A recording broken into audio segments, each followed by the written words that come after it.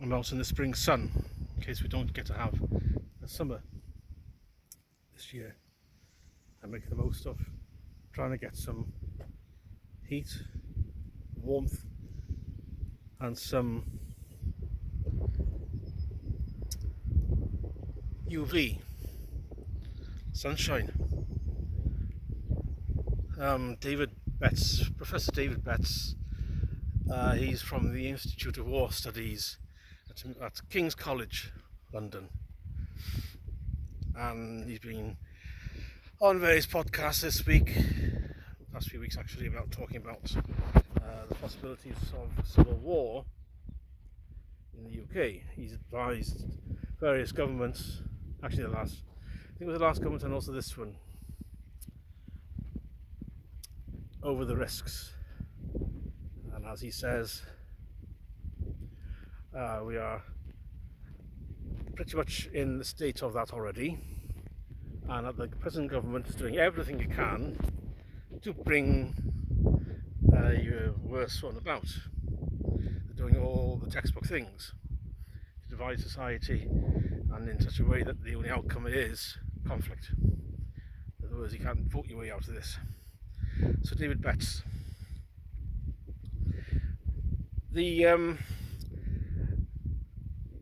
When people think of a civil war, they think of it in terms of the American one, or the English one, 1636, 1642, whatever that was.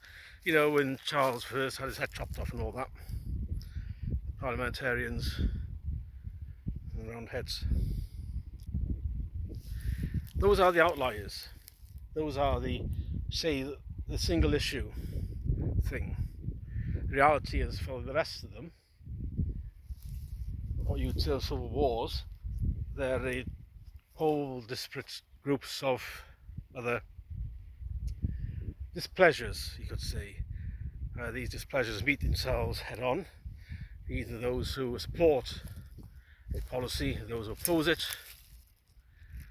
or support, say, independence against those who don't support independence, and you can't vote your way out of that impasse. A Swedish institute, to come out where they are, define a civil war as being a certain number of deaths within the country carried out in the name of a cause, as opposed to just ordinary murders which happen because, well, reasons, personal reasons between people, or just don't like the look of them, whatever else. That's not civil war. It carried out. So you can look from that, you can see that the Mohammedans, what they've been up to. They've been fighting one-sided one against the ones they slaughter, because they do it in this specific name. Nobody's acknowledging it as that, but according to that definition, that would be a one-sided civil war. Just that nobody's fighting back against them, except thoughts, prayers, candles, kumbaya, don't look back in anger, all that shit, which doesn't achieve anything. And the apparatus of the states is completely ineffective because it keeps on going on. You know this. So that would be one element of displeasure, just that there isn't anything countering that. The other one would be another avenue of displeasure would be the Blade Runners who chopped on the ULS cameras. They were just there, but if, say, George Monbiot or Chris Packham decided to take up arms, unlikely, and take down these Blade Runners for destroying the Earth by chopping down these cameras, whatever else, then that would be one. But we're not in that position. But that is another avenue of displeasure, another circle of displeasure. Another circle of displeasure is the bovine animal in cow feed to reduce the methane. Another avenue of displeasure, a circle of displeasure, I should say, is against the dinghy arrivals and where they're being housed, such as the 800 we put up in an army camp outside, former army camp just outside Wethersfield in Essex. Population 707. They're being allowed to wander around, aren't they? So these are the avenues of displeasure, circles of displeasure. There's many, many more, as you can probably guess.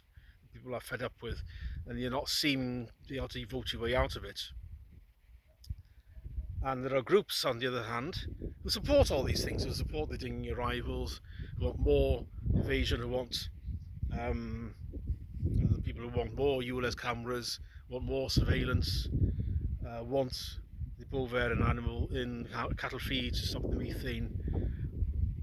So these people do exist. They're the others, obviously. I hate using the term the others, but they're the opposite of who I am. And they're obviously on the side of the government, on the corporatists, and the globalists, and everywhere else. So, but all these circles of displeasure, there is some overlap in the Venn diagram between each. Some overlap. But then there's a lot of people who don't want bovine animal feed and cattle feed, who also support open borders, and who also support ULEZ. You see what I mean? So these circles only overlap to a certain extent, and the sort of civil war that people think about is when these circles become sufficiently, the overlap between a large enough number of them gets sufficiently large in the centre that it forms a credible threat. This is the hypothetical basis, rather the political, philosophical basis of what you would understand as a civil war and how it would kick off. And certainly at the moment, you just have these circles, individual circles of displeasure, and yes, within them they have the conflict. You see the conflict going on in Facebook comments of people who want the refugees to still pour in, to wander around the small villages, harassing locals and all this. So there are the people who do support, you know what I'm talking about here. The other people who do support all this woke and diversity stuff and replacement of competency and with the DEI. So there is that other side, but again, it's within the realms of Facebook comments and some sharp face-to-face discussions where that happens. But it's quite rare that it actually involves getting into open conflict, i.e. fights. Can I see that happening? Maybe. But one thing we're not very good at is that face-to-face conflict. We're probably more likely to see arson. We did see arson last July, remember? A migrant hotel. There was an attempted arson attack on a migrant hotel somewhere. Is it North Ants? I can't remember exactly on the top of my head. So we're likely to see that, and also MPs' offices going up, or potentially being attacked, vandalised, arson. Reform MPs, Labour MPs, Lib Dem, depending on what stance a particular MP has said on whatever issue. That's where you're likely to see the individual, that's where you see the displeasure coming out, as opposed to picking up size and blazing torches and marching on offices. We know what Antifa do. Can I see an opposite to Antifa? Not really. It's going to come out more than a line of arson attacks, because we've seen this.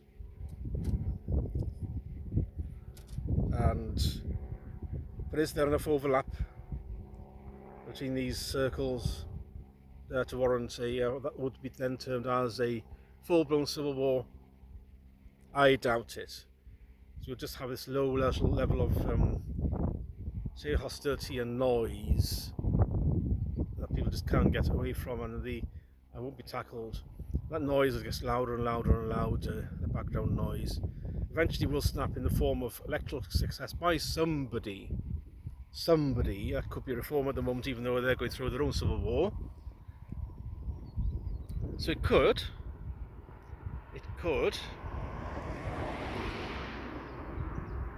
But the likely outcome is just for it to be resolved through politics when a sufficiently competent and a leader comes forward to be able to tap into all that energy. And that's not really happening. Reformers were part of on the way towards that, but I don't think that's got many legs, much legs in it left. So there you are. I don't think we are going to have a civil war.